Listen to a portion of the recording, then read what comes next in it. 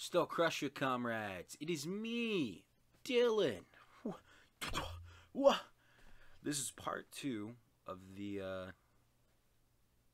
I don't know what to call it. I want to call it the Suave Men podcast because Brock hates that name, and I love it. I really like that name. But it's a more serious podcast because we sit down and we talk about important issues in our lives and shit, rather than just fucking around and shitting on each other or saying stupid jokes like other podcasts that we've done in the past. Sorry about the mic quality for this one. Our mic was broken, like I told you in the last one. If you stayed to listen to that bit, it's at the end of the video. But anyway, our mic is broken, or our mic was broken. We got it fixed. But now, the entire time you can hear the mic as we're moving it around and shit. There's a lot of boop boop boop boop noises, and I'm really sorry for that. But that's just the way she goes sometimes. You know what I'm saying? You know what I'm saying, dog? You know what I'm saying? Hey. What?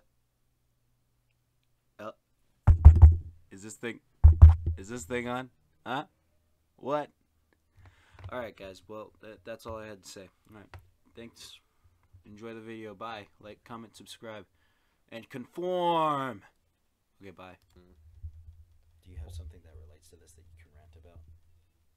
I've got a shit. Yeah, I can do that. Okay, rant, please.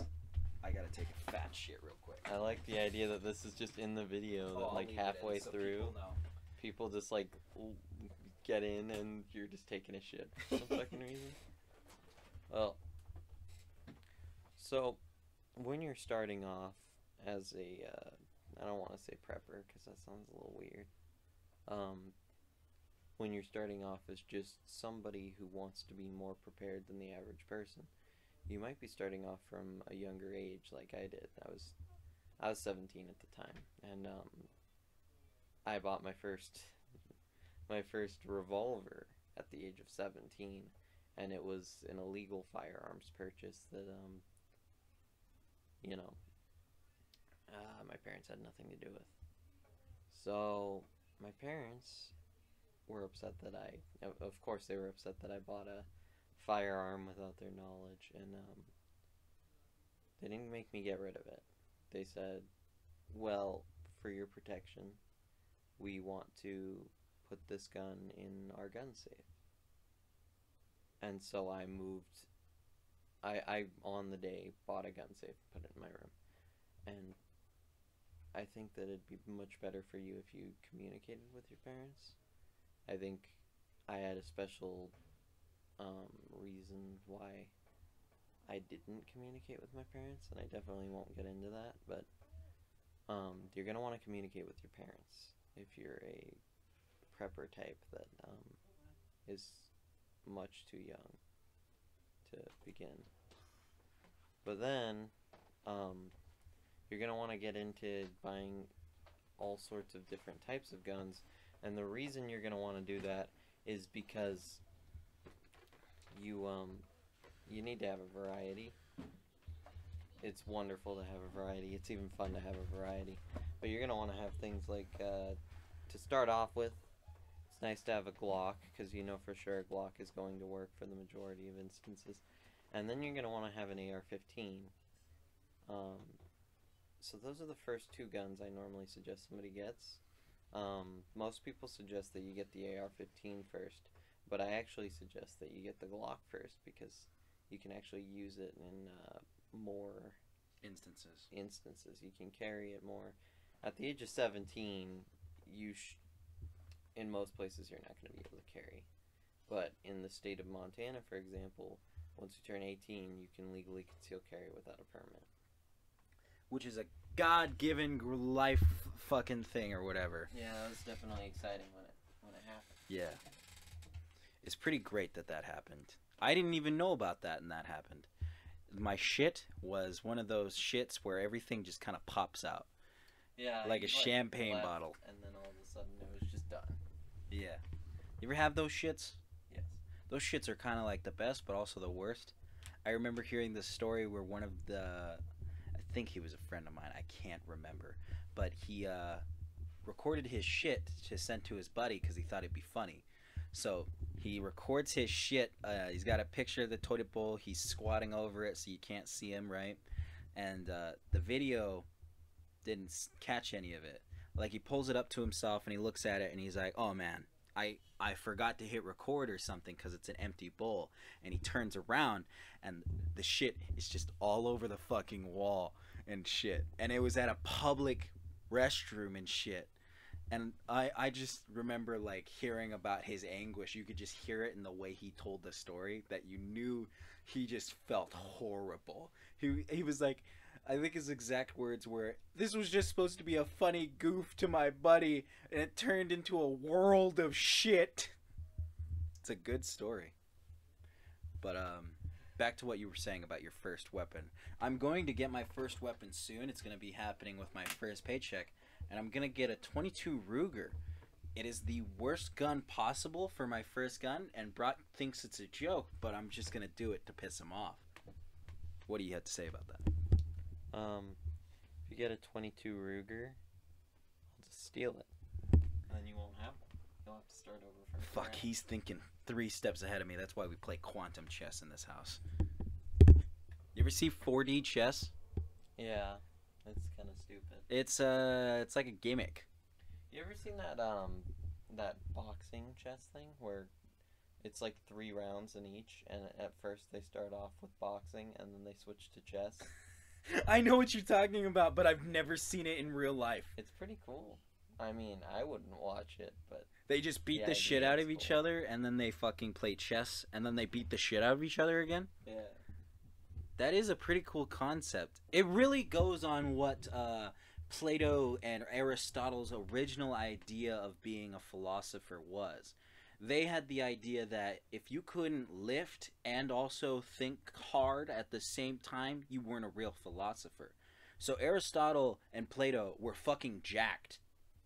I think it was, I forget the quote, but what it basically is a man should not just work his mind, but also his body, so that he is closer to God. Something like that. Well, the problem is that it's harder to have a good soul when you all you do is lay in bed, play video games, you sleep, and then people wonder why they're so sad all the time. And it's like, you have no goals, you don't work out, you're not reading as much as you should be. But the good news about that is it's your fault. Yeah. Well, it's an easily solved thing. You can just, once you get enough belief and confidence in yourself, you can push to make that effort and create goals for yourself and go work out and read more, which is all things that are easily attainable, thank God. And I think that this channel that we're working on is a good thing for my mental health, because while I am playing video games and I am messing around, it helps me a lot more with my public speaking, because I struggle in that area. But I do pretty good in reading more than I used to, and I work out now.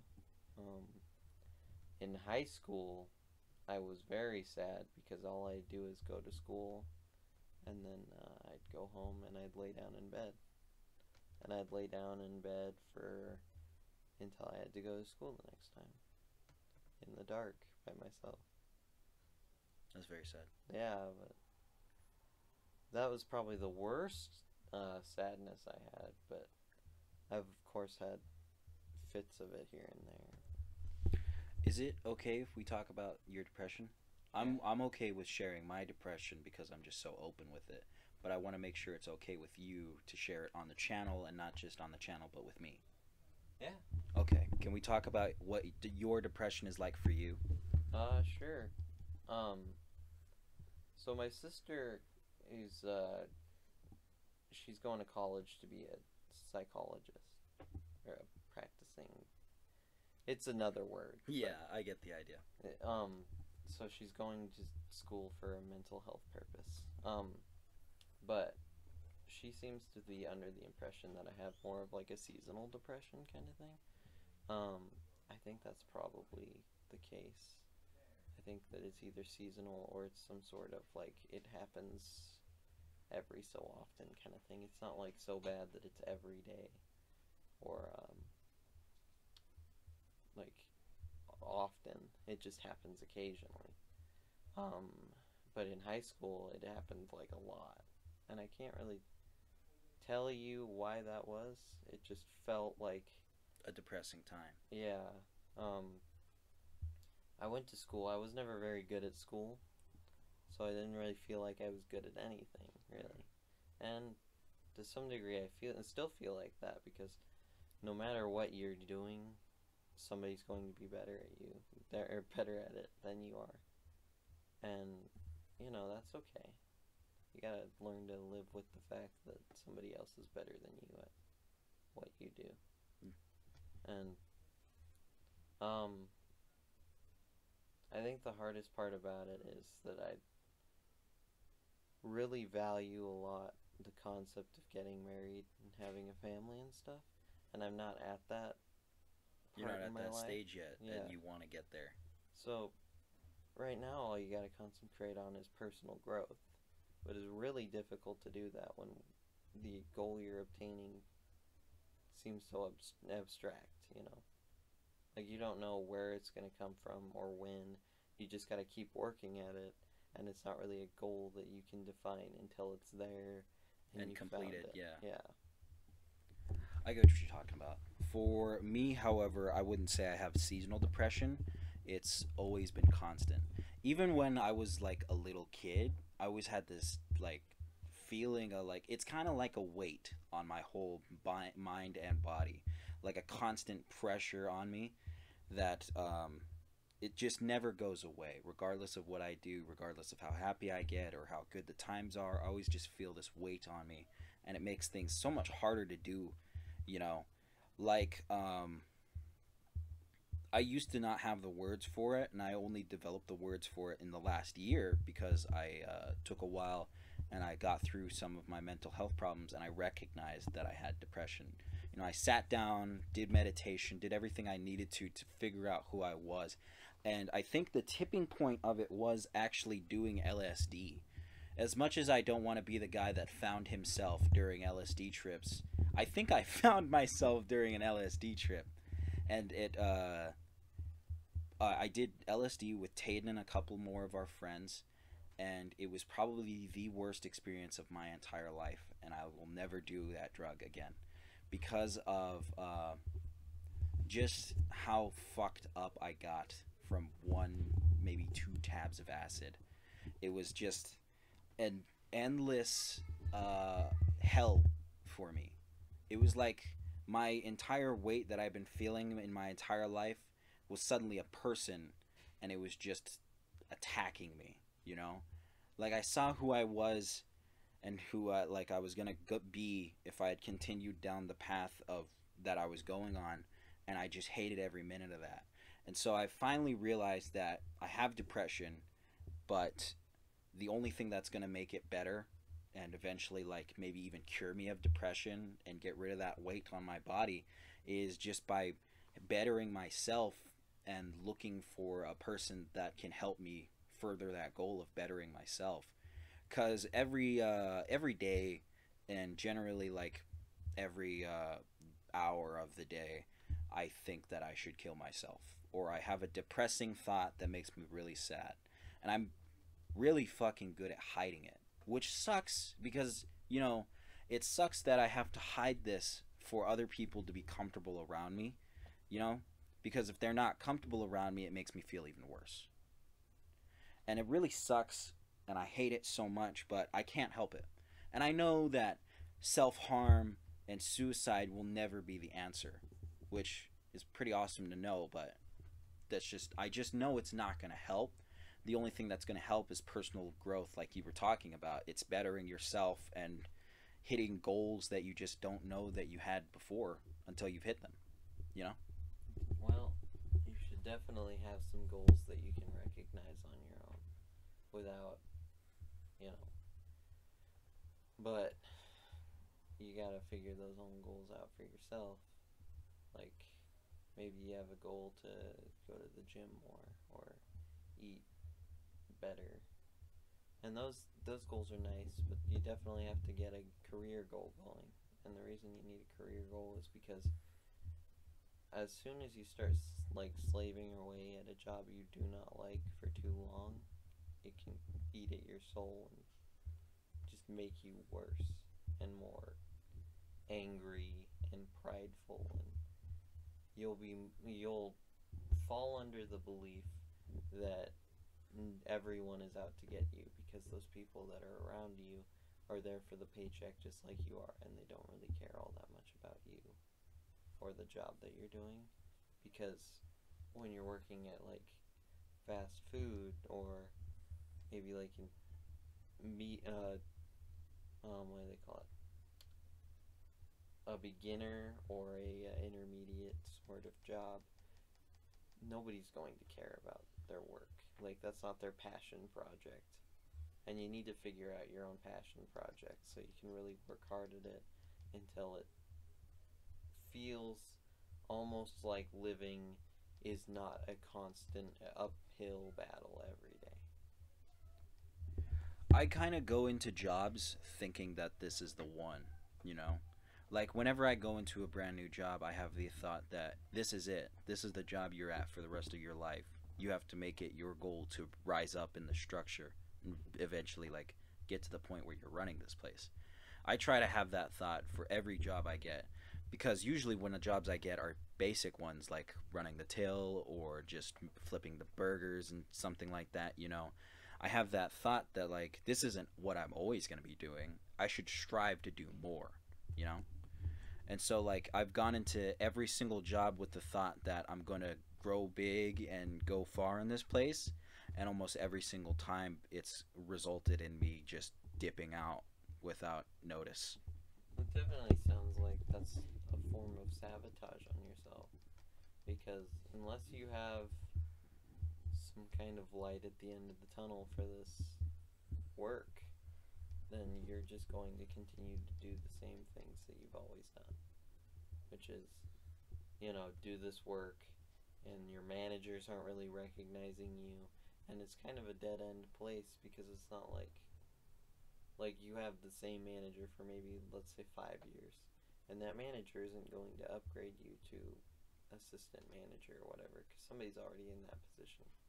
And once that position is missing, they don't recognize you either, because there could be a myriad of reasons, but almost every time it seems like somebody else is ready to take that position, and oftentimes it seems like they come out of a place where they have a resume that has maybe management already on it or something along those lines. So we're at this beginning job position, and we never got to the intermediate job position where we were a manager or something like that. I have a managerial position on my resume, so I could potentially get a assistant manager job at like a fast food place or something. But unless you rise above that beginner job somehow and get to the manager position, you'll never get to the manager position. And it's almost like strange in that way. It's like getting a credit card, but you have no credit. The most I got close to actually getting to a supervisor position was at this place that will not be named. Don't name it. But I tried and I asked multiple times, like, hey, I'm doing supervisor work, because I was doing paperwork at this place when I was supposed to be running the till. So I was like, hey, can I just get that manager position because I'm doing manager work? And they would tell me, the first time they told me no, they'll think about it, but probably no. And the second time I asked, the guy said that I should probably look for work elsewhere. And that pissed me off to the point where I just quit the next day. And I think that's also a way to sabotage yourself, because you should really work towards lining up a second job before you quit a job. And the reason you should do that is because you go to the next job, right? And they ask, where have you been working? And you say, I haven't been for a little while. And they don't like that. And the reason they don't like that is because they think that you're a deadbeat or something along those lines. And you're not. It's just, you quit a little too early. I think that Montana's a good place for this, where we don't have a lot of deadbeats. We have a large majority of really good hard workers, which is awesome, but it's also hard to find a good job because everyone's the hard worker, you know. No one is that lazy piece of shit who's just came in for the paycheck and does a terrible job. Everyone wants that paycheck, so everyone does their damnedest to get that paycheck, you know. Also, like I was gonna make a joke about it, but like every time I say that I do something, you like turn around and you're like, and that's another form of sabotaging yourself. Like everything you do is cancerous. Well, No, I'm just playing around. we all have a habit of sabotaging ourselves, and a lot of it comes from a place of self-hatred, but some of it just comes from the idea that you might not be good enough, or maybe you put too much faith in something like a beginning job, which Or Bitcoin. or Bitcoin. I put money into Dogecoin, and apparently that's My not money doing got so refunded. hot. Did I tell you about that? Your Dogecoin money? So I bought $100 of Dogecoin a long time ago, back when it was like 30 cents or something like that, when it was ridiculously low. Right. And because something was wrong with my ID or whatever, they refunded that money back to me, and I just never realized it. Oh. And so like it was saying that they were waiting for my credentials, but what actually happened is they were just waiting for my credentials for shits and giggles. They weren't actually going to give me that Dogecoin. So when I got that shit finished and I got my credentials in, actually, they didn't give me the Dogecoin like I thought they were gonna, because they had already refunded it to me and I had already spent it on something else. Well, you know, I don't know where Dogecoin is or where it's gonna go. I feel like it's gonna go back up. I feel like they're really, really pushing for it to go back up. They're lowering it right now so that it gets to a point where it's like barely anything, and then everyone buys back in, and suddenly everyone sells at the same exact time. Yep. That's why it's hard to be a daytime trader and just like having a 9 to 5 like us, you know? Like having a normal job and also doing stocks and shit is practically impossible, because there's always going to be that guy that it's his job to sit there and wait for that stock to jump up. And as soon as he jumps up, he listens to what his client says, and if his client says sell it, he sells it, and immediately it drops back down. So we'll never get the chance, really, if you think about it, we will never get the chance to have that big, huge payoff in the end, because there will always be some cuck waiting, just waiting for that shit to bump up. And I say cuck, but I mean it with the most respect. People that do this for their job, they're like, really, that's a dream job right there. That's easy money. You just sit there, watch stocks raise up, go down, raise up, go down, and you just sell shit. And if you fuck up, you go to jail for tax evasion or something. Some fucked up charge. Trumped up charge, I meant to say. But really, is you just spend your day playing with rich people's money. And can there really be any good American pastime other than playing with rich people's money? Besides baseball, America's pastime? Oh, you know us always watching baseball. Do you watch sports, like, actually? No, You don't watch sports? I don't watch. The most I watch is football, and even now I don't watch football anymore. It I- became like football went from being about America's sport that they created, which is throwing around that good old pigskin and fucking crashing into each other. It went from that and picking a team and being happy with that team and fighting for that team. It went from all that good stuff to now it's just political thing after political thing with that Kaepernick shit, you know, when he took a knee instead of standing for the pledge. And there's all that, like, the last time I watched a halftime show, it was 20 minutes, and it was one guy, which admittedly it was what's that guy's name? He made Blinding Lights, that like 90s sounding song, you know. It's got all the synthwave shit in it, and man, I forget what his name is. I think it's The Weeknd. I don't know his name though. I like that guy, but the halftime show used to be about fucking crazy ass concerts and stuff. Yeah, and SpongeBob never made it to the Superdome. Yeah, that was really stupid. That made me really sad. And now SpongeBob makes me sad because everything that Steven Hillenburg wanted for it is out the fucking window. They have series after series coming out of different shit. there's now a series where Patrick Star is living with his family and stuff, and they changed up his family. My eyes are going wonky. Your face is blending in with the background of my room, and it's fucking with me majorly. So you went into the bathroom and did acid, huh? Pass me that lemonade. I think I'm having a heat stroke. Thank you. Take this.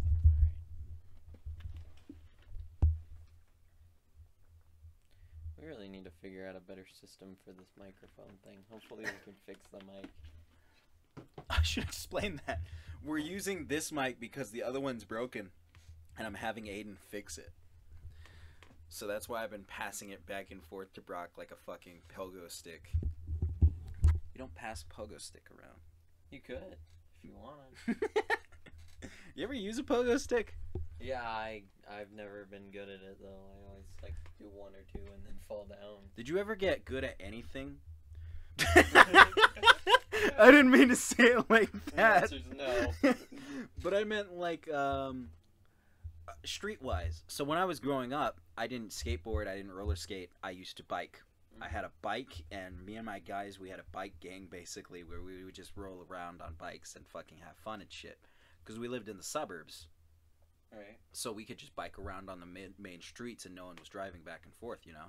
If there was a car, we had ample time to pull off to the side like biking did. And I think it really helped me socialize with people. Even though I, you know, wasn't close to them, I was able to ride a bike to my friend's house. And I got that experience of riding a bike to a friend's house, you know? Did you ever have anything like that? Did you ever, like, roller skate or skateboard? Well, I can't roller skate and I can't skateboard. More recently, I learned how to ride a motorcycle, and I think that was a lot of fun to learn how to do. My motorcycle's currently being fixed by Cage, but You'll never see it again. no, I will. It's just Cage has a lot of things he has to do now. But He really busies himself. he does. Cage is a very busy guy, but you know, I have the same. I do the same thing where there is never a day where at least once I don't leave the house. And I think I do that because I want to avoid being alone for long periods of time. And I really try to avoid being alone, but at some point I'm definitely going to have to be capable of being alone for a long period of time. So the thing I want to talk about, it relates back to what we were talking about back when I used to say that I got drugged by my teacher and shit. Mm-hmm. And I didn't, learn to be a good kid, kind of. I just found out that teachers don't like it when you're antsy and shit. So I figured if I wasn't antsy and I just imagined stuff in my head, it would be better. So I went from this really, energetic kid to this super quiet and reserved kid because all of the exciting things I would think about was just up here. It was just in my head and I imagined it. And I think it's why I've got such a weird imagination and such a funny sense of humor is because when I was young, the one thing that I really worked on and developed and made grow up was my mind. I really worked on that and just had this weird thought process for shit, you know? Right. When I was 6 or 7, I found out why I used to get toothaches a whole lot because my back molars were destroyed. But I figured out why my ear hurt. Because my ear would hurt whenever my tooth would hurt. And I figured that I came up with a theory by myself. This was with no help, no actual looking up shit and researching. I was 7 or 6. I came up with the idea that it's like that because the nerve systems in my whole body are connected. And so my tooth nerve is connected to my ear nerve, and then it connects to my actual nervous system. And I came up with that on my fucking own. I didn't have anyone's help for that. And I told that to my mom. My mom freaked the fuck out. She thought I was a super genius for just figuring that out. And to this day, I still don't know if that's true. That's just my theory. Well, that could very well be the truth, but I don't know anything about the human anatomy at all. But that's why I'm really good at figuring out puzzles and stuff, is because I'm just sometimes I come off as a dick to you guys because of how I react when you guys don't figure out a puzzle like that, you know. But it's not your guys' fault, and it's not my fault. Except it totally is my fault. I didn't mean to say that. It's not my fault. I'm like Carol from Hoarders, where she's like, this is my mess, but not all of it is my mess. Someone should have stopped me. And I like get fucking like rabid. But lost my train of thought. What was I talking about? Doing puzzles. Doing puzzles. I'm really good at doing puzzles and stuff like that. Like stuff that requires thought process, like actual sitting down and thinking about it. Done. I got it down. The problem is that when other people don't see the option or the solution right away to something that I think is simple, I get pissed off and I get angry. And that's why I get angry with you guys, is because I see the solution almost instantly, or I know exactly where to go because I memorized the entire map without thinking about it, you know? Right. That just happens automatically for me. And like if the mystery is happening and we have to figure it out, that's why there's like no surprises when I get a twist ending and shit, is because I'm able to map out from the character clues and the way that people are reacting to things how this is going to play out. The only twist endings that get me are the ones that come out of left fucking field.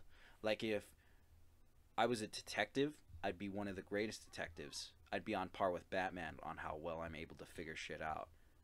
Because you can tell lots of... and you'll be really humble. Yeah, of course. Always. But, like, there are just signs for everything that you can see. Like, if a woman has a bruise on her face, you can make a lot of assumptions, but depending on other shit, you're going to narrow it down, you know? So if she has a bruise on her face, the first thing that everyone usually assumes is abuse. Someone's hitting her. But... if you notice the scrapes on her knees, it's clear that she had a bad fall recently. So what happened was she landed on her face and her knees, and she had a bad fall down some stairs. Right. And I'm able to assume that based off of those two things. And maybe I'm wrong, maybe I'm not, but generally speaking, so far in my entire lifetime, when I assume something like that, I'm usually right. I'm just able to put two and two together and just come to the conclusion before everyone else is, you know? Like, I'm able to see the twist villain who is actually the hero the entire time shit. You know, stuff like that. The only things that usually get me fucking going is those left field endings, you know, that come out of nowhere, and those really heartfelt endings like that one blinking game. There was this blinking game where every time you blink, time flashes forward. Don't spoil it. I won't spoil it, but that game has an ending that was clued in from the very beginning. You just don't realize it. And, like, it fucking blew my mind that I wasn't able to comprehend it. That I wasn't able to see the signs and be like, oh, so that's what happened. I wasn't able to do that. And those are like those, it was because the entire time I was getting emotionally attached to this character. So like I think the only times that I can really get surprised is when I'm emotionally attached in some way, you know? You haven't had the mic in a long time. Take it from me, please. Okay. Yeah, so I'm not some sort of super genius detective. You aren't? By claim. By claim. But, I've also never played that particular game. It's like what I tell Tayden a whole lot. We're different people and my mind just works different. Well, I say that a lot. Apparently you're dressed up as a certain pet detective and you're claiming to be a great detective. Mace Ventura. Yeah. I said his name wrong. That's okay. But I'm not in fucking frame. How long have I been out of frame? I don't know. Oh, fuck. I haven't looked at the frame in a while. I've been looking at you. I'm supposed to be right here. Well, this is also supposed to be like more like this, I guess. What the fuck was I talking about? You were making fun of me for looking like Ace Ventura. Oh. But yeah, I think our brains definitely work different, and I think that benefits the channel a lot because we can come at it from different angles and, you know, post different types of videos. And maybe one day, because we post all sorts of different types of videos, we'll find our niche, you know. Niche. Our knack. Pass me the mic. I want to talk about something. So for a while there, when I got my first paychecks and stuff, I bought a lot of useless stuff that I had always wanted because I thought it was gonna cure my depression. Like I actually thought that. That wasn't something I just fucking made up on, you know? So that's why that's right there. If you can see it, you can see it pretty well actually. That Lego set right there is one of the only Lego sets that I've ever wanted. And I bought it for $90 because I bought a Chinese knockoff. Right. And it's one of my most prized possessions. But the problem was, material things don't fix you. And I didn't realize that until later on, when I had spent maybe like $800, $900 on useless shit. Like I've got lightsabers over in the corner that are the metal kind. I've got 2 more Lego sets that are in here. I have another one on the way that still hasn't gotten here from when I ordered it. And I just didn't understand that these material things aren't helping me. And I'm scared that I still don't understand that. Because I still buy things. Like I bought recently cowboy boots and a cowboy hat. But is that going to like... Sure, it's going to improve my looks because I'm going to look like a goddamn beast. But is that really going to help me? You know? And I'm scared that I'm just going to continue on this downward spiral of just buying stuff and realizing it doesn't help and looking for a new thing to buy and buying it. And even though I've realized that this is a problem, my brain is just going to keep doing it because there's that hope in me that this next thing is going to be it. This is what's going to cure my depression, you know? Yeah. Have you ever done something like that? Bought a useless item? Have I ever bought a useless item? Just for that specific reason with that context. So I don't buy useless items, but I have definitely felt like things will make me feel better when I buy them, and they, of course, don't. There's a term for it. I don't know the term, though. I'm not smart. I don't know the term for it either. I memorized the things that are important, like what that gunship's called, But or who used that lightsaber. the problem is that nowadays it seems like we don't spend that much time developing relationships and real lasting bonds that, like, you know how in Red Dead Redemption 2 everyone in that game like would give up their lives for somebody else? We don't have anything like that nowadays, except for besides the boys. Well, the problem with even the boys is that it seems like they aren't as strong as they used to be. We've never been tested in a location where you might have to give up your life for somebody else. So while you can say it as much as you want, everyone has that hope that that's what their response would be. A lot of people would actually do the opposite. Yeah. I'm scared that I learned that from Mr.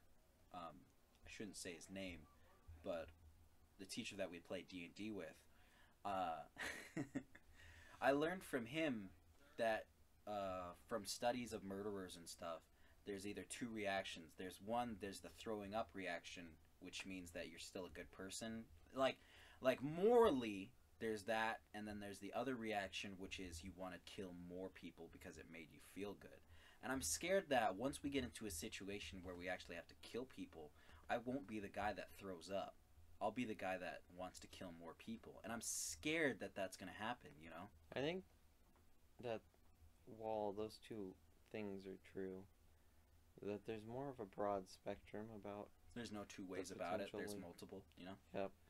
There's more ways in which you can feel. Like, maybe you're the kind of person who, while he wants to throw up, he feels like he can't at the time. Like, he needs to keep moving, or he needs to continue on even though it's hard. Or there's a person who, like, kills somebody and gets scared, and that's their reaction, is they're scared of what just happened and what that means. They're worried all the time. But I think that you'll feel a lot of things in the event that you might have to kill somebody. But I think that there's an inherent problem with men today in that we will never have to experience the potential of taking somebody's life. The general population of us. And that's why I've considered so many times to join the military or do something like that. But I just can't get past the fact that I feel like the wars in which we fight in are almost pointless. Like, they're not our fault or our problem. We have things back at home that need fixing that just are getting neglected. It's like that old proverb that I told you from ancient Rome. It's weak men create weak times. Weak times create strong men. Strong men create weak men. Weak men create weak times. And it's just an endless cycle that continues and is perpetuated by society. And it's happening even now. We are in a society right now that isn't creating strong men, it's creating weak men. And while me and you might be outliers, we might be strong men willing to do what needs to be done, there are like 10 of us that are weak men that are just going to huddle down and cry with their family while they die. I feel like because we haven't done anything, you and I can't say whether or not we're strong men. That's true. We have to do our best to build up skills, to see what we can manage and be capable of. And then, even then, we have the potential that we could even be cowardice men. And we should pray and hope that we aren't that if the time ever comes where we have to be something else. So the thing is, I feel like I know I'd be able to be that strong man is just because of the depression I've dealt with. I've gone through multiple years of wanting to kill myself and just having the willpower to push through that it's to the point where I know I could do hard things that would maybe get close to breaking me or might even break me with next to no problem because just of my willpower, you know? I don't want to toot my own fucking horn, but I'm going to spend the next minute tooting my own goddamn horn, you know? I just feel like when Cage brought it up today, he was like, if I ever blah, blah, blah, mercy kill me. I feel like I'd be the one to do it for the sole reason of I could push myself to the brink of killing him if I could rationalize it and explain it to myself. I'd have the willpower to go through with the act. Maybe emotionally and mentally I'd be broken, but I'd still be able to go through the act of doing it. And that's why I think that I'll probably be able to kill somebody as long as they're coming at me and, you know, putting somebody in danger and stuff. There will never be a situation where I run away or I'm too scared to do something because my willpower is enough to overpower my fear, you know? I know I'm strong enough to overpower any situation and get over it, you know? I may not come out the other side perfect and still all there, but I'll be able to come out on the other side, you know? Well, we should definitely all hope that that's what we are, but at the same time, never been in a situation that's ever been anything close to it. We have to hope that after we do something like that, we can still live with ourselves. And that's the challenging part, isn't necessarily doing the act, but it's living with yourself after you do it. And that's the difficult part. That's a good point. It is a really good point that I didn't think about. How long have we been going? I don't know. Damn. Damn. You gotta remember, a lot, like 10 minutes of that is That's the funniest fucking thing to me ever. What? The first 10 minutes of this is watching Hoarders. We barely even watched any. We watched the intro. Yeah. It was awesome. I love that everything we talked about was important. Yeah, this was different than most of our podcasts. The problem with I want to say your podcast, like the podcast I would do with you and the podcast that I did with Tayden, was me and Tayden's podcast that we did, there was only 2 episodes of it done, was we sat down and we talked and we just went over like important stuff that was important to us at the time. Like we talked about transgender issues, we talked about space, we talked about being tolerant to others, we talked about racism, racially profiling, like important stuff that we wanted to voice our opinions on. And I'm glad that I got the chance to sit with you and voice our opinions on certain important things. The only problem is usually when we have a podcast with me, you, Cage, and somebody else, is that they devolve into just stupid stuff that we want to make. Yeah, shit posting in a thing, you know. Well, I feel like that's actually a men's issue. Is the inability. It's a real duality of man moment. No, no. It's the inability among large groups of friends, and I can't confirm whether or not this is something that women are incapable of, or if this is just a men's problem. But the inability to have serious and heartfelt conversations with boys when it's easier when there's just the two of us. But if it got to like me, you, and Cage were here, me, you, and Tayden or something, it'd be a lot more difficult for us to have a serious conversation, because everybody involved really wants to make everybody else laugh or enjoy themselves, and that's a good thing to want. But it's not what's needed. But sometimes you have to have a serious conversation, and when you don't have a serious conversation, it leads to friendships ending prematurely because everybody has like secret grievances with each other that they can't voice in a public position, and we can't naturally have a conversation about ways in which we need to better each other and recognize one another's flaws in a way that's healthy. I'm gonna suck my own dick here real quick. I've always been a very good communicator, and it's something I pride myself in. It's being able to communicate in a relationship, or just a friendship, that something is wrong and that there's something I don't feel comfortable with. A lot of people are afraid to do that because they're afraid of how that person will react when you say something like that.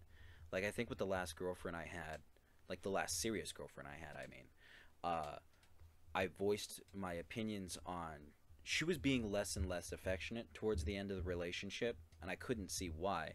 So I talked to her about it. I was like, hey, why are you being less affectionate when we've been together for so long and stuff? And what I didn't realize was this is the end of the relationship. We had gone as far as we really could in the time that we were dating each other. Like, we couldn't go any further, because any further would be sex and then marriage, moving in together, stuff like that. That's like, we were like 16, 17. So like we couldn't do any of that. So the furthest we ever got was making out and stuff. And so we couldn't go much further than that. So I didn't realize the relationship was ending, and she knew, because she was going to break up with me. And so I was communicating with her. I was talking to her. I was like, hey, why is this happening? Why are we being less like vocal? Why are we not being together? And I'm also very good at doing this with friendships too. Like, there's never been a thing, like a issue between me and you, that I haven't been able to put into words and explain to you why it's happening. I mean, for sure you call me a retard for some of these things, but I've always been able to explain it to you and tell you what's happening and why I don't like what's going on, Right. I pride myself on being very communicative, because communication is key to all relationships, friendships, family relationships, and your relationship, If you can't communicate, eventually stuff is going to stagnate, and you're not going to be able to express your feelings until it's too late, Right. So if that's one thing that I'm pretty fucking bitching at besides sex, it's communicating. Oh, all right. To go off topic for just a second, I feel like this, what you should do with this footage, and any footage that's similar to this thereafter, is to put this video in its own separate category as a different podcast than the Poker Table podcast, where you could, like the real cast, where we're actually like real people. Yeah, and it's not like just our caricatures that we create. You rebrand, so you have the Poker Ship podcast and then the separate podcast completely, where we have talks like this. I'll call it Swuave Men, and it'll be Please Swuave Men. Don't do that. I'll do this with Cage too, because the only one who I haven't done this with is Cage now. Yeah. I've done it with you, and I've done it with Tayden. That'd be nice. What's even funnier is, if we keep going, it'll be a 2-hour thing that I'll cut into 1-hour episodes, and that's exactly what I did with the thing with Tayden. Was we kept talking and talking and talking to the point where it was 2 hours long, and I was like, I can't upload a 2-hour video. That's 2 hours. People don't watch our 1-hour videos, so I cut it down. That like people like Joe Rogan post like 3-hour podcasts. I've seen a 4-hour, 6-hour one. Yep. And those conversations don't ever stagnate is the coolest thing. The coolest thing about conversations with someone you actually want to talk with is they will never stagnate. You'll always have something you want to talk about. Yeah. And I think this episode in particular, this podcast here, is we haven't really stopped with the topics. No, we've just... Because they've naturally developed like how a normal podcast would. Yeah, and I feel like nowadays I have a lot of issues with having conversations like that where I don't have to force it. Like, I feel like I have a lot of conversations where I'm forcing the conversation to take place. And that really... It really sucks. I hate to do this again, but I'm going to toot my own fucking horn. I have never had a situation like that. I've never... Well, the thing is that I like to hear myself talk. I like the sound of my own voice. Oh, well, so I know. See? You know, because I just continue to talk and talk and talk. It's just one of my good traits. It's also one of my bad traits. It's a good trait because there are those people who just want to talk and talk and talk. And then there's those people that just want to listen to somebody else talk. And so, I'm not saying you're one of those people, you just love to hear me talk. But, like, there are those people that love to hear other people listen. And I think those are the majority of podcast listeners. But I think majority of podcast listeners don't like to watch podcasts. They like to listen to podcasts. Because information is being fed to them and they can do something else. Like reading or cleaning or something like that. Like, it requires effort, but doesn't require mental, like, focusing on, you know? We should talk about that thing that we were doing today, looking for your satchel for you. The satchel? Yeah. What about it? We should talk about the benefits of having a satchel? Of having, kind of, like, a bag that you keep with you every day. So the reason that I actually got into what Brock is saying, actually getting a satchel, is because of, it's because of Red Dead Redemption 2. Because Arthur Morgan kept the satchel, and so many goddamn things were in that satchel. I understand it's a video game, but there were so many things in that satchel that he needed and used for everything. Like, I remember pulling out a health tonic for a guy who had a snake bite and stuff.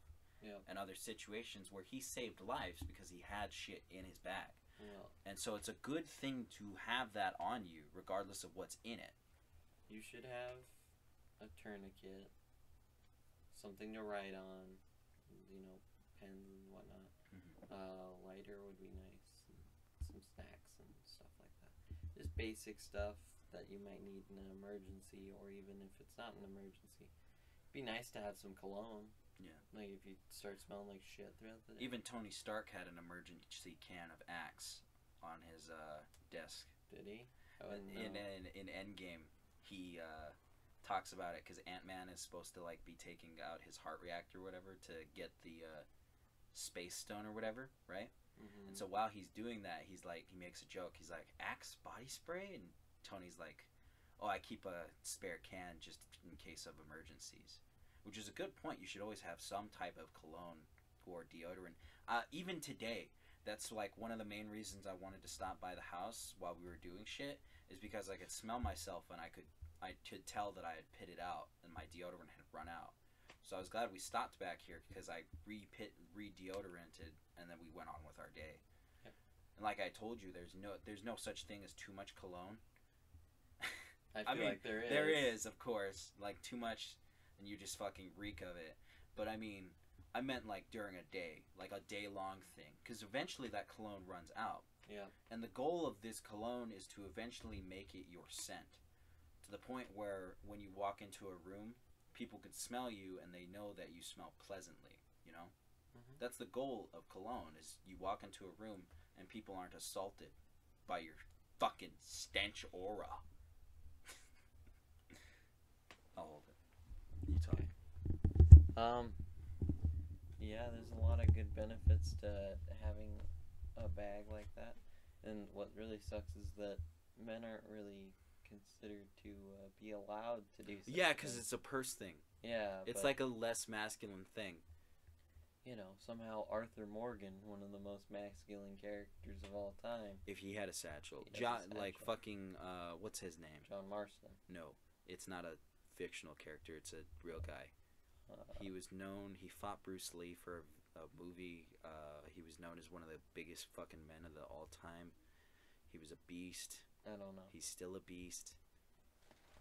He had like. There's a rumor that he has a second or a third fist underneath his beard.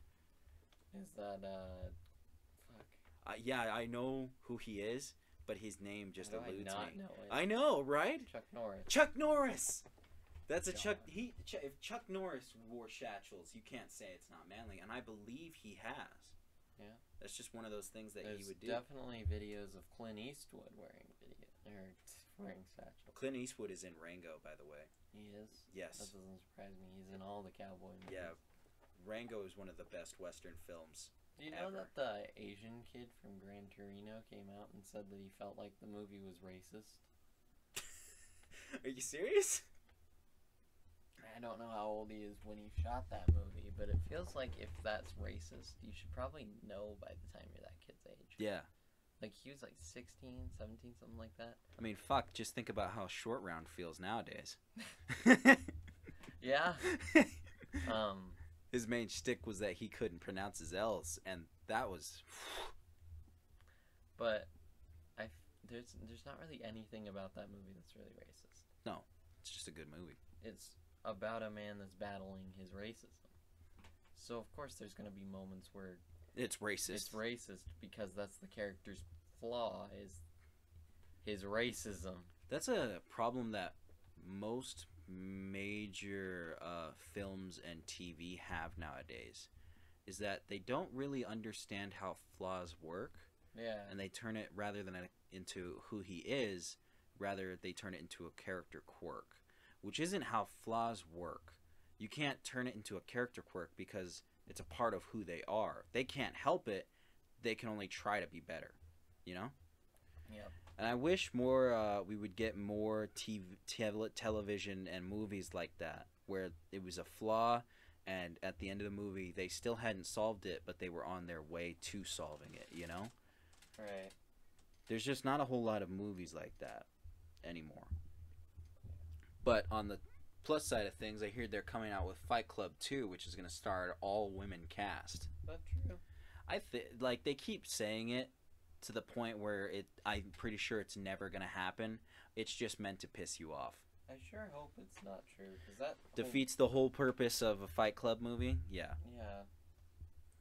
Though, Because it wasn't about them being guys, it was about them, I forget. it's about them feeling like they're out of place in today's society. Yeah. Which is remotely true about boys and men, is that things are so safe that they almost feel like they're... We're kind of like we're outmoded, it feels Yeah. like. You're out of motivation. And a lot of men, they feel like the only solution to being out of that motivation is just to create violence on their own. And while there's definitely reasons to create violence, They usually don't pick the right ones. a lot of times there's not the right ones behind it. Like school shooters, of course those boys are, they're mostly boys. And they're even white men, because They get these- bullied the most. these men just feel like we've come to such a success that it's almost like they can't It's make anything. one of those things where the girls take men's society and try to like make it about inequality through the genders. The thing is that the wage gap and shit doesn't exist because they're basing that wage gap off of the 1%. Regardless of whether they're male or not, they're taking these rich and famous superstar male people, and they're basing their wages off of those people. And what really sucks is they don't even recognize the lower class male like me and you as people. They don't even register us as people because they feel that doesn't prove their point, you know? Because they talk about male privilege, but male privilege is not like how they're thinking. Male privilege is we have the most amount of suicides, we have the most amount of violence, we have the most amount of people in prisons, we have the most amount of Did you know a that shitload of other things that are terrible. Male privilege is fucked up. the percentages of sexual assault that take place in America every day, it's actually men that get sexually assaulted more because of prison statistics. So things like that, and the fact that there are more deaths within the job, within business, that are also men. I've lost my train of thought. But so we're pretty much at as equal a playing field as we are going to get to. Yeah. And the problem is that there are some situations in which even men are unequal to women. But we're not going to be equal in everything. No, never. It's impossible for It's us because to God designed us to be perfect for each other. So women, now this is sexist as fuck, but if you read the Bible, it is God designed women and men to complement each other. Right. That's why there are some things that a woman can do, like give childbirth and other things and stuff, you know, like take care of the child and have maternal instincts.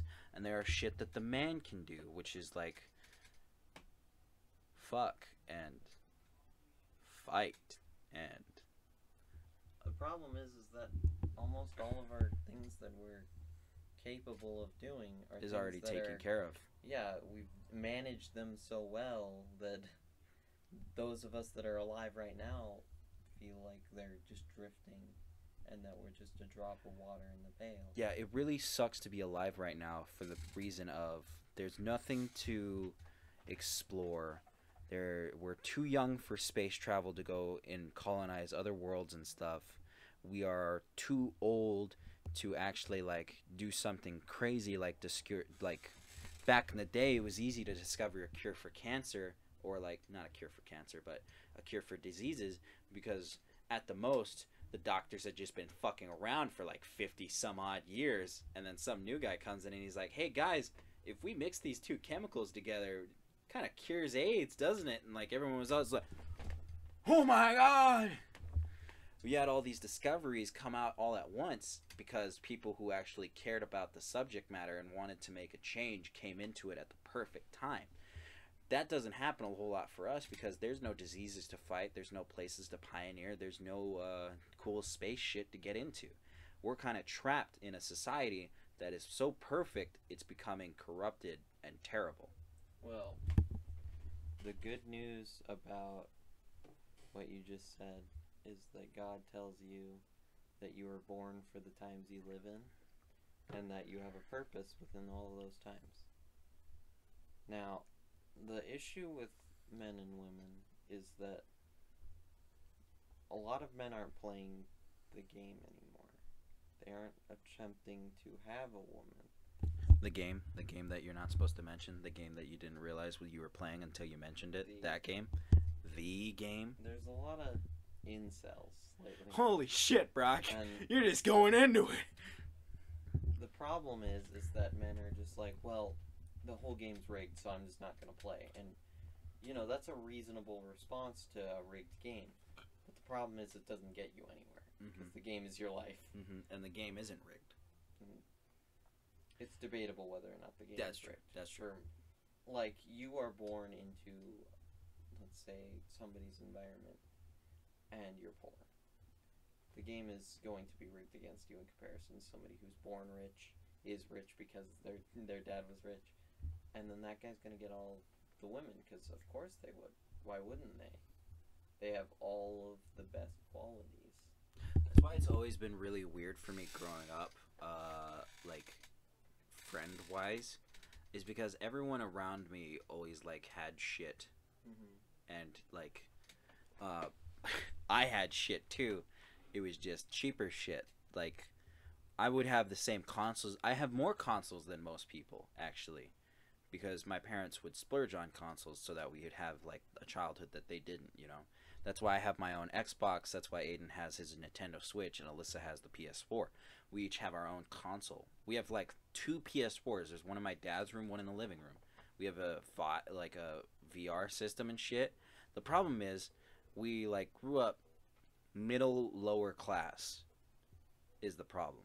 Right. Most people grow up middle class, and there are I've noticed that the majority of people who live out here in Shepherd grow up middle up class, you know, because like all these people own their own houses and shit, and a majority of them have like the expensive Carhartt gear and their own Lots of fancy ranchers. cars. Yeah, lots of ranchers and shit. And I noticed that like as soon as we moved out here, I noticed that there was a difference. So the way I made up for it was I just became funny. Yeah. And like everyone knows that I was poor.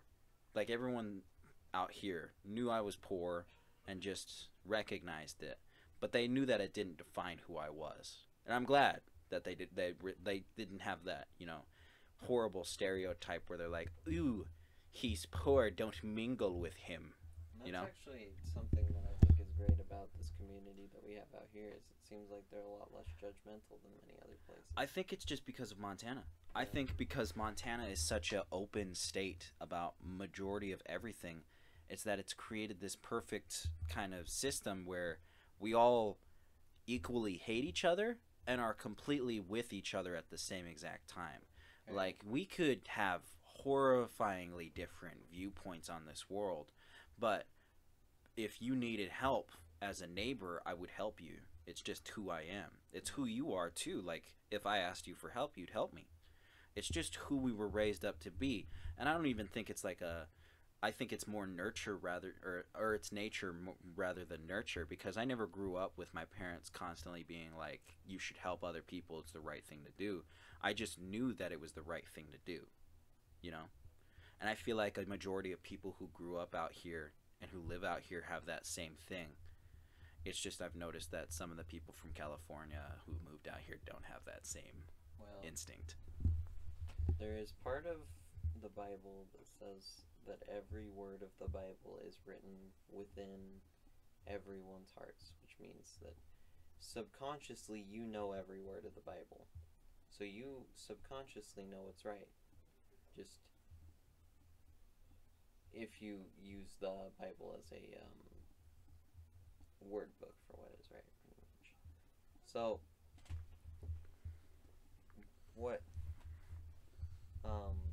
so this community, because it is much more religious than other communities, often has a habit of being more close to what is right, I suppose. And I'm not saying that people that are Out here are No. super religious zealots and shit. yeah, and people that aren't religious, I'm not even saying that they're not good people, because Yeah. most of the people I hang around aren't religious people, but Like, they are around a community yeah. that is religious, though, so they can't help but benefit from that religious group. My friend Rye was a big help for when I was like super depressed back in middle school and high school. He was a huge help for me because he asked me one day if I believed in something, and I told him, yeah, I believe in God. But I must have said it weird because he went on this whole spiel where he was like, you have to believe in something. Even if you don't believe in anything, you have to believe in something so that there's some way you can hold yourself accountable for everything. And I just kind of like thought about that for a while, and that's what led me to come back to believing in God, like really believing in God, not just saying that I do and then being like iffy about it. Mm-hmm. It's it really helped me in a dark time, and I'm really glad I had that friend. And it was one of those things where it was just, he knew it was the right thing to do. He knew helping me was the right thing to do. Just because it was who he was. It's not because he was super religious or anything. Like, he didn't care about my religion, what I believed in. He just wanted me to believe in something. Anything, really. And I'm glad I had a friend like him when I was growing up. Because if I hadn't, I contribute my being alive to my friends right now. Because if my friends hadn't like helped me grow the way that I am, I don't think I would have survived my middle school years and my high school years. As dramatic as that sounds, I think at some point during those times, if I hadn't had the people around me, I would have killed myself. Seems like a lot of kids have that issue in middle school and high school where they don't know why they're put in such a position where they have to go to school for hours at a time, and they aren't being taught something that's very important, and they don't really understand what's going on in their lives, and they don't know what they're doing or where they're going, because by that age nobody really does. But you definitely need a direction, and religion gives people that direction, even when they don't realize it. pick the right one. Yeah. They don't. Pick the right one. Well, you know, there's. I know what you people- mean. I know what you mean. There's people of all kinds. Yeah. So, one of the problems that men have in this generation is many of them aren't religious, and they can't fill the hole that leaves in their lives, and they don't get direction. I was an atheist for a while, and being an atheist led me back to finding God, because being an atheist and believing that the world has no real meaning and that it was just created because of science, it really fucks with your head. Yeah. Like, you realize that everything you do is pointless. There's no meaning to it, and so, like, nothing you do will ever amount to anything. And that really doesn't help anyone's depression and stuff like that, you know? And the thing about atheists is God told us that he is going to specifically make more atheists on purpose. That he is going to harden the hearts of men so that less of them believe in him over time. And the reason he's going to do that is because when revelation happens, not one man will repent by the end. Because they are all going to be prideful and hateful. They're going to be hurting each other in ways that we can't even comprehend on even today. But you and I, our hearts haven't been as hardened, but it's going to be more difficult for you and me to be These people, these beacons. yeah, these decent believers. And because there's not as many decent believers around, there's going to be less believers as a result, because we can't inspire and aid in the ways that our ancestors could. And that's why people like George Washington, Thomas Jefferson, and John Adams, even with their faults. Even John Adams? Even John Adams. Oh, God. Whom wronged us in many ways. many ways. Even with all their faults, these men were inspirational, and we'll remember them till the end of this country. And we use what they were as beacons of light today. But we don't have that kind of beacon of light today. Yeah, we don't have that type of leader. We don't have... We have Joe Biden as a president. People back then were just built different. They were built because they were pioneers. Yeah. They were literally pioneering the new world. So why wouldn't they be goddamn beasts at it? Well, every country has a purpose. And every man within that country has a purpose, because that's the way it has to be. So all you have to do is connect with God. Once you've connected with God, he will eventually one day tell you that purpose and aid you in getting there. But you have to be open to listening about it. And I still don't really know if I'm even opening to listening about it, you know? Yeah. I mean, I'm not a very religious person at heart. I don't read the Bible. I don't do that, but I do believe in the man. I do believe he has a plan for me. And eventually, if that plan like really involves me becoming a true believer, then eventually I will read the Bible, and I will like start to really like do what he wants, you know? Well, like I said, God purposely made men's hearts slowly hardened over time. So it's of course going to be harder for you to sit down and read the Bible in comparison to maybe a couple of generations I was ago. forced to do it, remember? Yeah. Went to church camp. I've read the Bible all the way through. I've listened to a lot of, substances on the Bible. Videos. Podcasts where they said, give us money, praise to Jesus. Well, I listened to Dr. Chuck Missler. Chuck Missler? And he does pretty well for himself financially. But he also had a lot of different charities.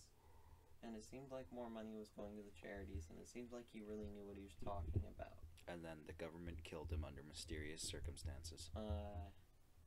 No, he's not Martin Luther King.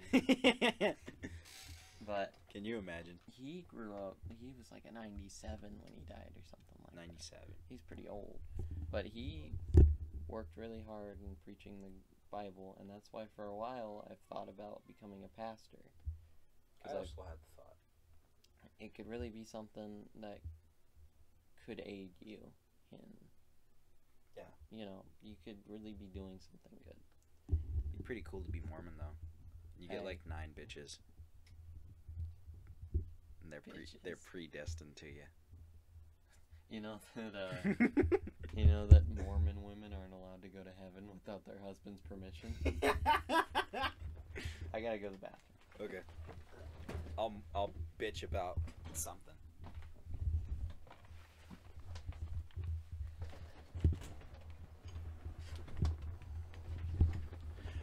One of the coolest things about growing up in Shepherd was the lack of religion when I was growing up. Unlike Brock, what Brock was just talking about, how religion was like, I don't know, I stopped listening. But, what was I saying? It's hot in here. When I was growing up, I didn't get experienced with a whole lot of religion, you know? I have, like, really close friends whose religions I still don't know to this day because it's never come up. There's never been a conflict of religion. Like, a year ago, I realized that a bunch of girls that were in my class were actually Mormon. And that fucking threw me for the biggest loop ever because they don't seem Mormon. Mormon, like, it doesn't seem like something those people would be, but, like, they're Mormon. And I just never realized it because I never asked. It never came up where I had to ask my friends what religion they were. They always, I always figured it out, you know? Like with Brock, he's Christian, and with me, I think I'm close to Christian. My buddy Cage, he's probably Christian. My buddy Tayden, he's probably Christian. It's just something we believe in, you know? But it doesn't normally come up. Like, with all these episodes of YouTube coming out with all the boys and us playing video games and stuff, there's never really been a time where our religion comes into play during those, you know? Yeah. It's kind of always just been, we just kind of knew where we stood. And if we didn't, it was never a problem. You know? I don't really know where Tayden is on that. I believe he's a Christian. I think he's kind of like the same as us. I brought up Cage and said that he was probably a Christian too. Actually, Cage isn't religious. He's his parents are Jehovah's Witnesses. What the fuck does that mean? I don't exactly know. I've always heard about those people, but like, they don't believe in the Holy Trinity. Do you know what that is? God, the Holy Spirit, and Jesus. Yep. So the thing about the the Trinity is Mormons or Jehovah's Witnesses will believe that each of these things are separate entities, which they are, but then they won't believe that they're connected. They're all the same. Oh. You can kind of think of them as kind of like a yin and yang kind of thing. Okay. Where Jesus's purpose is to be an advocate for you to God, where it's kind of like part of God, where he's like, I understand what it's like to be human, because for a time I was human, and I faced those temptations. And while I succeeded, I have the power of God behind me. Yeah. So I can't compare to what these guys went through. Well, the thing about it is that God knows every pain that you've experienced, but Isn't it Jesus also like saw every sin committed and he died for our sins and stuff, you know? Yeah. So he saw you beating it to Waluigi porn in the future. No, he didn't. No, he didn't. Can you fucking imagine? God's like, you will see every sin, and you're like, I'm ready, my father. And like, you see the first thing that pops up is Waluigi porn, and like someone beating off to it, and you're like, oh, wait, maybe, maybe not all the sins, Dad, not all of them. But I was bringing it up that there are a lot of people whose religions I don't know. Like, that was a perfect example, Cage's. I didn't know that he was like that, or that his parents were Jehovah's Witnesses at all. And like, there are girls that were in my grade who I had known for years, hung out with years, met people they had dated, and they were Mormon. Yeah. And I just had no fucking clue. The nice thing about Mormons is they are some of the nicest people. They have some of the best community. Mm-hmm. It's just that I think their religion isn't the right one, and that's fine. They could be worse, of course. Yeah. It could be something else. Like those nihilist guys. I can't really think of anybody specifically that I couldn't get along with. Originally, I thought there's no way I could get along with a Muslim. Really? Like, we have nothing in common. But I've talked to Omar, and Omar's the type of Muslim that's like... He's very tolerant. I wouldn't... Omar isn't hateful. Okay. He's not evil. I stereotyped all Muslims under the same label, pretty much. Where I saw Al-Qaeda or, a terrorist. And assumed that they were the same. Yeah, and assumed that everybody in that area was the same. And that we shouldn't trust them because when we trusted Osama bin Laden, he came right back and did 9/11. Mm-hmm. Like, we gave him guns and he used them to attack us. Yeah. So we shouldn't trust any of them. Of course, that's not the case. No, of course. Yeah. You can't judge a whole group by one person. That's just bad. The trouble with this podcast we have here is we've almost gone over every topic, pretty much. We'll never have a topic again. Well, I think we should, I'm gonna suck my own dick right here real quick. I've never had that situation. Shut up. Where you did that. What do you mean? Where, like, I just had one hate, like, the Muslim thing. Yeah. I just knew that not all Muslims could be that terrible as people. Just like how not every British person is bad because they wanted to fight us over a civil war, I've had to do a lot of growing since I grew up. I got out of high school. I was kind of born a perfect person. Yeah? Yeah. I think your pride is your biggest sin there, sir. Maybe. Yeah. Maybe. You ever But played Far Cry 5? yeah. I really like the message of Far Cry 5, but the problem is it's watered down. The problem is that some of the messages that they wanted to convey, like, these people are cultists, they're crazy, but all those people wanted to really do was not, they wanted to live constitutionally and shit, not like... They do kidnap and torture people. Yeah, but you would do the same if it meant that your people were protected. Eventually, if a civil war does kick off, eventually me and you are going to, if we survive, we are probably going to have to go to the point where we have to kill and capture and torture federal agents and stuff. They forced their religion on people. Yeah, we just won't do that. I would never torture somebody. I wouldn't. I'm not saying you would, but... There are very specific circumstances in which I would have to do that. Like, if you were taken hostage, then... I wouldn't take pleasure in it, but I could probably do it. If we needed something important, I could probably... Like I said, it's a willpower thing again. I have the ability to just push my feelings of it to the side, and maybe I won't be able to live with it, but I will definitely be able to do it. I don't like saying I'll be capable of... Like doing something that you've never experienced like that. That is like a kind... Maybe you're right. Maybe my sin is pride. Because that is a very prideful thing to do. Like, I could totally shoot a guy in the face. The thing is that in that game, in Far Cry 5, they talk about what your sin is. But you've done every sin. Yeah. Everyone has done every sin in Peaceful. Yeah. And you can speedrun sins. Yeah. I think it's something like if you're masturbating, thinking about someone's wife, and you come and it lands in your mouth, you can hit all 7 sins at once. Like pride, envy, gluttony, sloth. What are the other ones? There's only like 4 or 5. How many have you counted? Pride, envy, sloth, gluttony. That's 4. Wrath is 1. Shit, what are the other ones? Fuck, I always forget the last 2. Did you ever see the anti-sins, though? No. The 7 virtues. What are those? Fuck if I know. But, it's just like the same thing. It's the things that you should strive for, but the goal isn't to be sinless, and it's not to be perfect. What is that from? fuck if I know. Like I said, I have no idea. I I just can't know. think of whether I or just not know I that read there's that in the Bible. there's 7 virtues, there's 7 sins, and you're not supposed to be perfect. You're just supposed to balance each one out perfectly. Well, the thing is that I don't know if that's like a Christian religion right there, or if it's like something else, you know.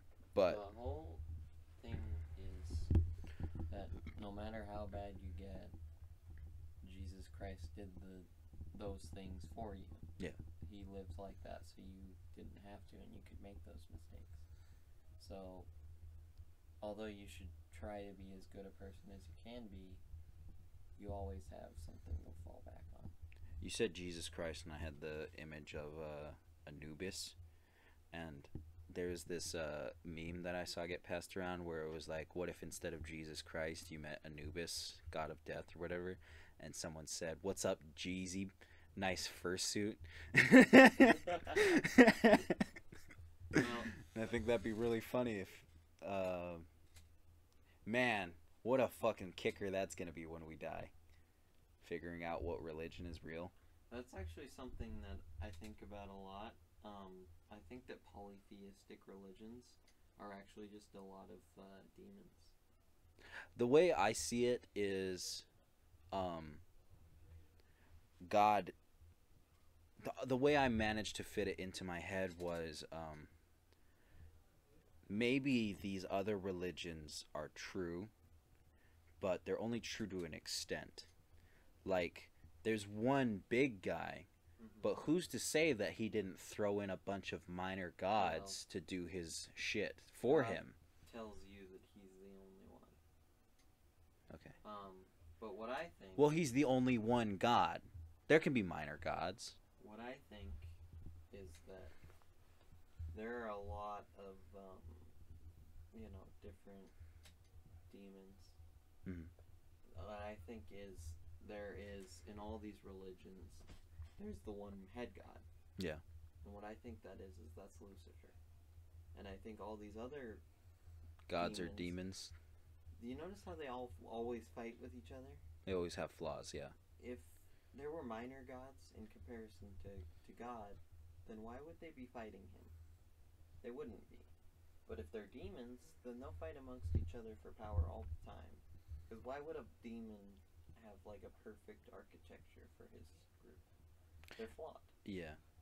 And the only problem I see with that is they created these guys to explain common occurrences like thunder and lightning and shit. Right. This is the only reason these gods actually became truthful. And it's also like Randy said, that puppet guy, the purple puppet dude, he said that we created these things to unite large groups under a banner because we'd never been in that situation where a large group enough was that huge that we needed to unite about something. Right. So that's why religions were created, which makes sense if you think about it. It's probably very truthful. There's a lot of truth to it, but not all of it is the truth. And like you said, maybe that is the truth, and that those guys were actually demons.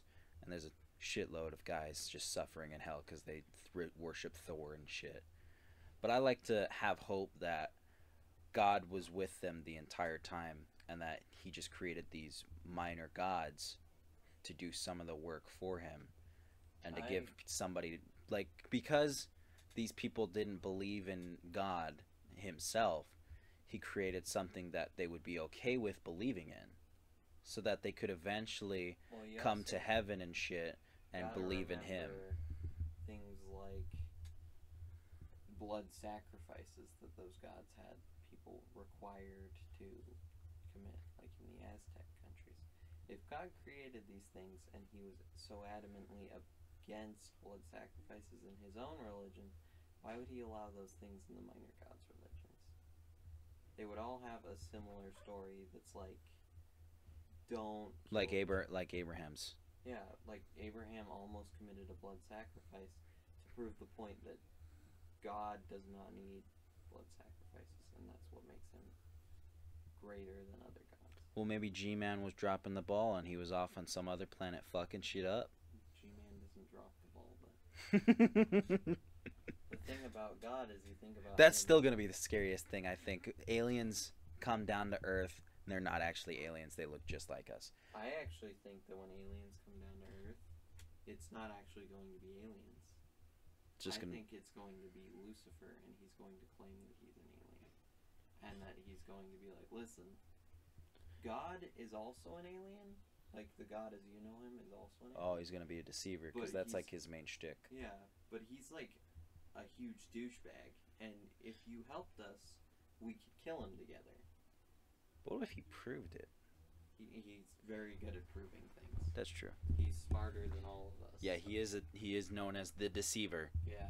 He would have some stupid name that would be an anagram for Lucifer. I actually think that his name will be Apollo.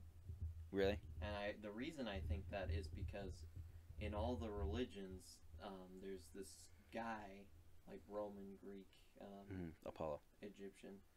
He's the guy that rides the sun chariot. The sun chariot goes down to the underworld, returns to give light to people. So he's either Apollo, or he's what's the other one's name? One that gives light to humans so they don't die when Zeus gets Prometheus.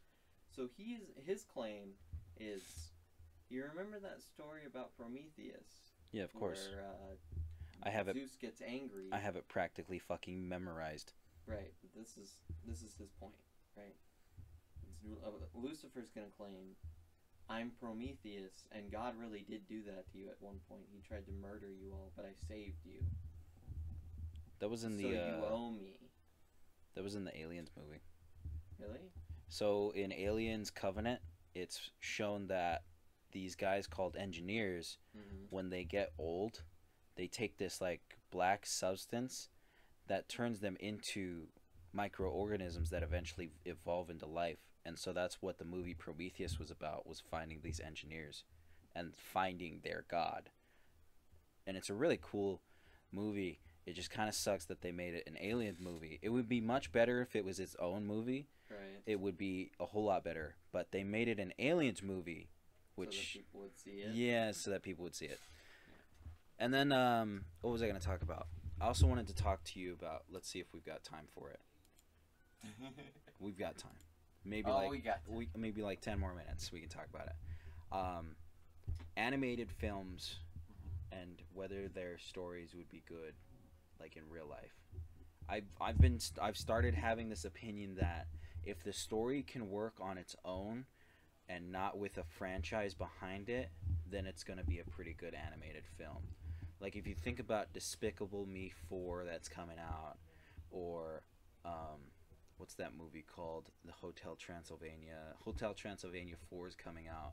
If you could take that story and make it a live-action film with none of the characters, and it would still be a good movie, that's how you'll know it's going to be a good animated film. The thing about story writing is you have to start off with one character, and you have to be like, he has a flaw, and he needs to learn not to commit this flaw, or he needs to get somewhere for some reason. Okay, we're going to talk about Rango for this exact reason.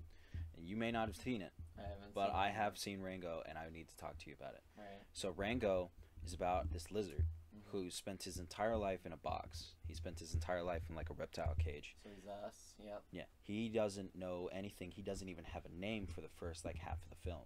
Like the first quarter of it, he doesn't have a name. He's just known as the stranger.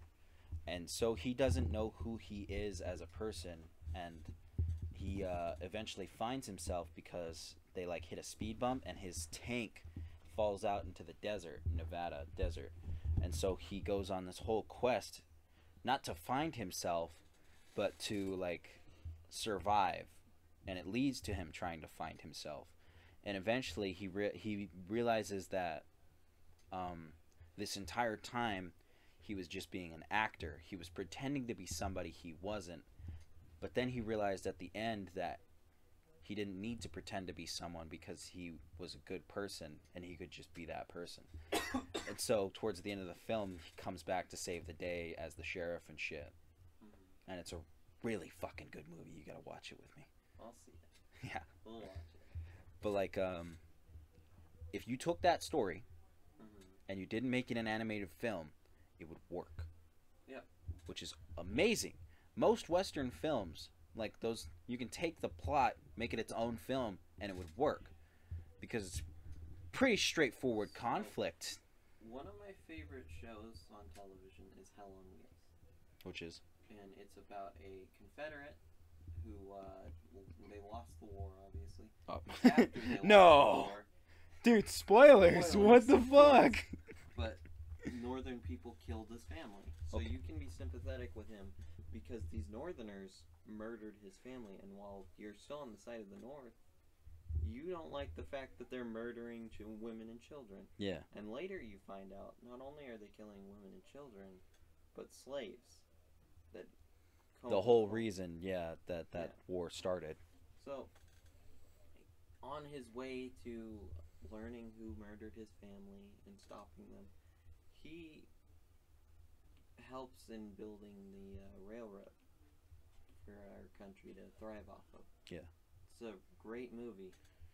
But then I also really like this show called Peaky Blinders I've been watching, which is a completely different set of guys with there's not many redeeming qualities between a lot of them. I know.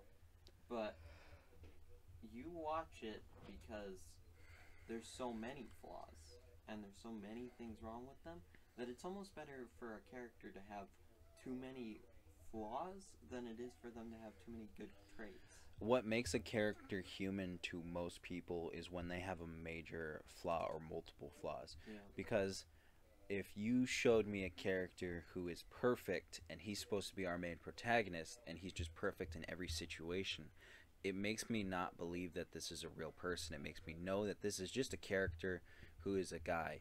And that's why I'm so glad the way they did the Marvel movies. They did a very good job of making them, the characters, even like Steve Rogers, he had his flaws. They were pretty major because it led to rifts in Civil War and stuff, you know.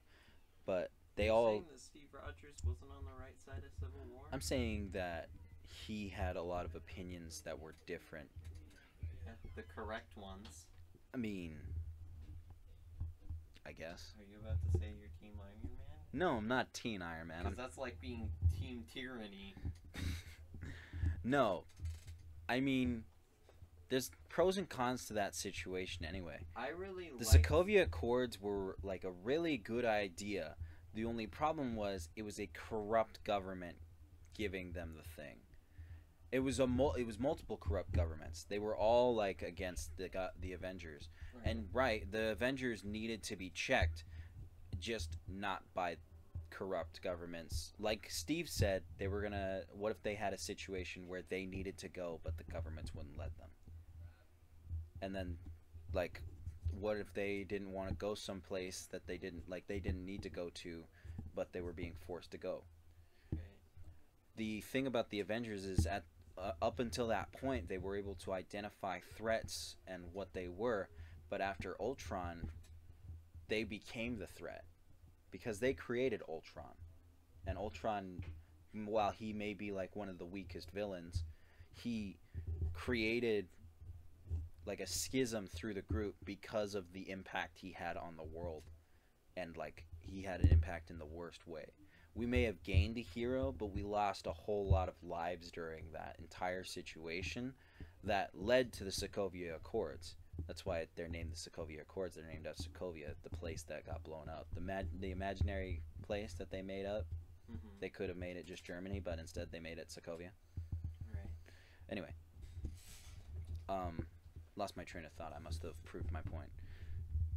So I actually really like the opinions in Civil War, because while Steve Rogers is thinking from a way similar to how I might think in that situation, where I'm like, well, I don't want anybody to lose freedoms unnecessarily for no reason. But at the same Then time, it shows Tony Stark and the mother of somebody who passed away in that same situation is there telling him that it is his fault that that person died.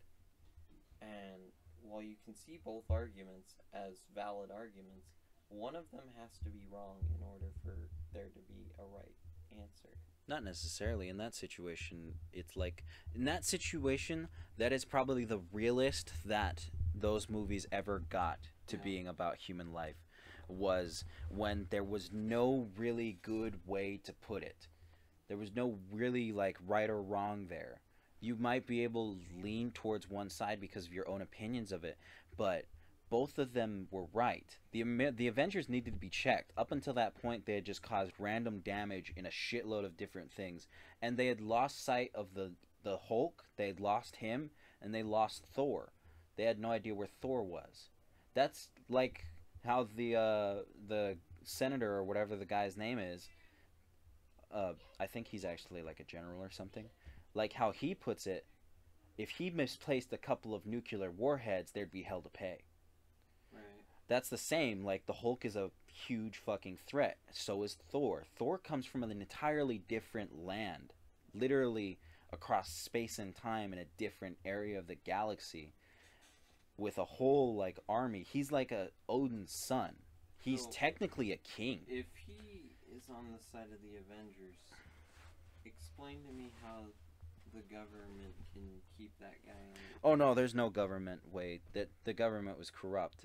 That's why Captain America is correct, because like it showed at the very beginning of Infinity War, when Captain America and all those guys showed up to help, the fucking general guy was like, "Lock these people up," and you know Rhodes just told them to fuck off, and then they went to go stop Thanos. You know, because if Rhodes had listened to them and they had actually gone along with, you know, they could have beat Rhodes' ass. If we're talking statistically, like there was 5 or 6 of like Avengers against one War Machine guy who wasn't even suited up. I feel like they could have won. But let's say they go along with it and they go to jail. What happens? The biggest fucking blunder in history, because Thanos wins. Right. And while they weren't able to stop him in the movie anyway, it was still the effort that they went through to do it. They were the only chance. Yeah, they were really the only chance to win. I mean, one nuke and Thanos he's not radiation proof, but I really dislike it when people talk about how Thanos was right. Like they're like, yeah, you know what? Half of the population does need to be eradicated. There's people that say things like that. There's an argument for that, but also instead of doing that, you know what he could have done? He could have doubled the resources. Yeah. There was a lot of ways that Thanos could have went about it that he just didn't, because it's the kind of like mindset that not a 2-year-old, but a 12-year-old has about the world without realizing what's going on. It's the mindset of a psychotic piece of shit because he watched his entire life and his entire civilization break down from this one problem. His planet was overpopulated. That's why in Titan, they fight on Titan, he like says that his planet was beautiful once. He realizes that these are real problems that need to be solved, but he's going about it in probably like a 12th grader way, because that's the way that like someone who hasn't really been a part of the world and realized everything would go about it. They'd just get rid of half the population and everything would be fine. And while yes, there are ways that impacts the world, like when in Endgame, Steve Rogers talks about how he saw whales in the Hudson Bay after 5 years. That's true. That like getting rid of humans, half of us humans, would be amazing for Mother Nature. So much of the city would be reclaimed. So much of the land and the seas would be reclaimed. But at what cost? The humans would eventually die out. That's why after even 5 years, you didn't see the same like city. You saw a shitload of empty cars. The whole world felt empty. It's because there's no way to recover from that. There's just not. Our civilization would have collapsed if we hadn't been able to snap everybody back. And I'm sure that if we had seen the entire like universe at large, all the other galaxies that were affected by the same snapping, the same thing would have happened. You would have seen their collapsed societies, and that would have been it. There's an anti-human sentiment that people have nowadays, where they're like, you know, it'd be okay if millions of people died because it'd be better for Earth. But what if it's you? Yeah, you're the guy that gets like. What if it's your grandfather or somebody that you care very deeply for, and they get to get the short straw because It doesn't matter to everybody else that you're the one dying. It's like Who are you? it's like what Bill Burr was talking about. He made a joke about that. He was like, he always talks about how population control should be a thing or whatever.